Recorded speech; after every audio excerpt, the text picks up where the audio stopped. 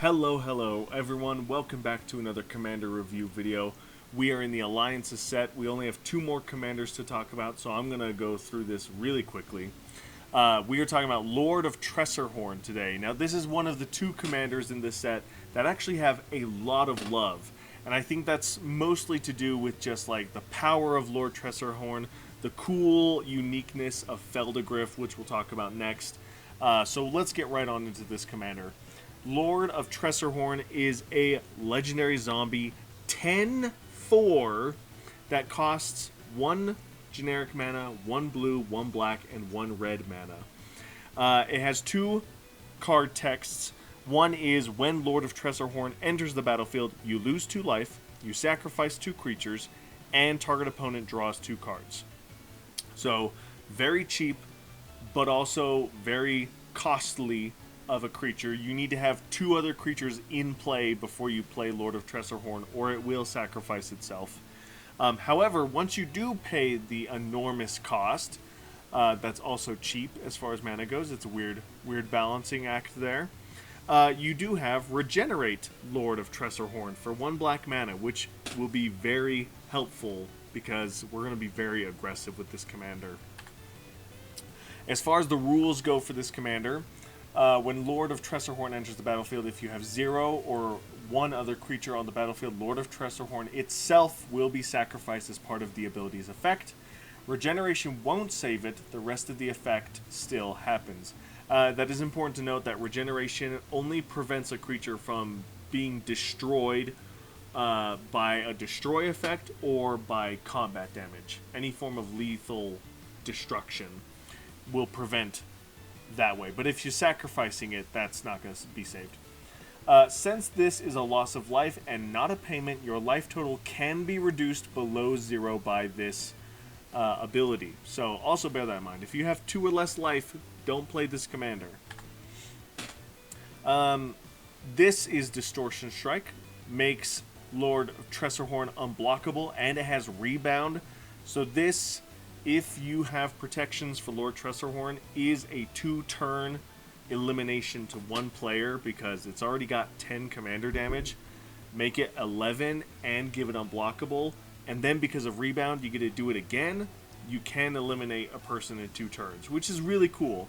But the moment the board sees this, they will try to get rid of Lord Tresserhorn, so be prepared to protect it. The deck that I am having Lord Tresserhorn in is a Graveyard Shenanigans deck in the Grixis colors. I'm looking to take advantage of that sacrifice 2 creatures ability, and then having ways to reanimate the board, things to cast them from the graveyard, so on and so forth, and have this weird graveyard value engine, and then use that advantage to eliminate the board. So Lord Tresserhorn is more of an aristocrat commander in this, but the fact that it is 10 damage still makes it a viable threat to the board, so they're going to focus on Lord Tresserhorn while I do Graveyard Shenanigans. So it's this nice little distraction. Next is do a full Voltron build. You'll see that I accidentally put Distortion Strike in this, even though I also had it in the previous slide. But on top of making it unblockable, why don't we give it Infect, and then we're doing 11 Infect damage and taking someone off the board in 1 attack. So very cool there. And then lastly, Temur Battle Rage. Let's give Lord of Tresserhorn Double Strike. If we can give it any of those +1 things, then it's doing 22 damage Double Strike with Temur Battle Rage. Not Tainted Strike, because that's Infect damage, that's different. But Distortion Strike, ooh, 1-shot hit with Lord Tresserhorn is insane. And then lastly, this deck does not exist yet. It does not exist. But as we go farther into this game, I'm sure these kind of cards will come out in the future.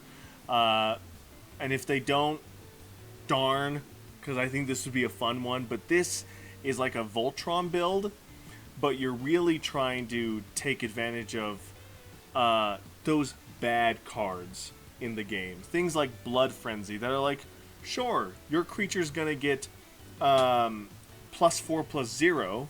That's great, but it's gonna be destroyed at the end of turn. And the way you get around that is by paying the regeneration cost on Lord of Tresserhorn. So Mog Cannon is also great because not only does it give Lord of Tresserhorn +1/+0, it also gives it flying because it's shooting Lord of Tresserhorn out of a cannon at your opponent, so you can deal 11 damage with flying. However, it destroys that creature at the end of turn. The way you get around that is by regenerating it, so then it prevents the destruction. And since it's most likely going to be tapped anyway because you attacked with it, it doesn't matter if it's tapped because of the regeneration. You've already done what you needed to with that creature. So unfortunately, there's not a lot of these cards out there. Like, these are the only 3 that I could find that do this ability.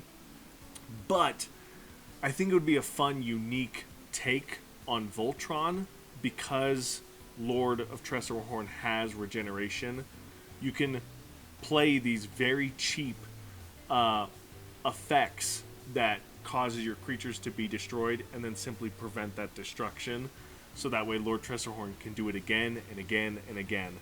So I think this is the most fun of the builds, but unfortunately I think it's the most impractical because there's just so little cards out there that do this unique effect. At least in these colors. And that's going to do it for Lord of Tresserhorn. Very powerful card. If you go look on EDH Rec, there's a lot of builds for this commander of very unique, different styles. But it is uniquely expensive. It's only 4 mana, but you have to have 2 creatures every time. You have to be able to pay 2 life, and you have to be okay with giving one of your opponents 2 cards. That is a very unique and expensive price to pay every time you have to pay this commander. Not only that, but you still have to pay the commander tax if Lord of Tresserhorn gets removed and put back into the command zone. So find ways to protect it, or, since you're in black, find ways to reanimate it from the graveyard, bypass the tax, and then only have to worry about the ETB trigger. Make it big, make it so it can't get destroyed, and hit your opponents really hard. Thank you guys so much for watching this video. If you want to see more, make sure to like, comment, subscribe, hit the bell to get notified when more videos come out.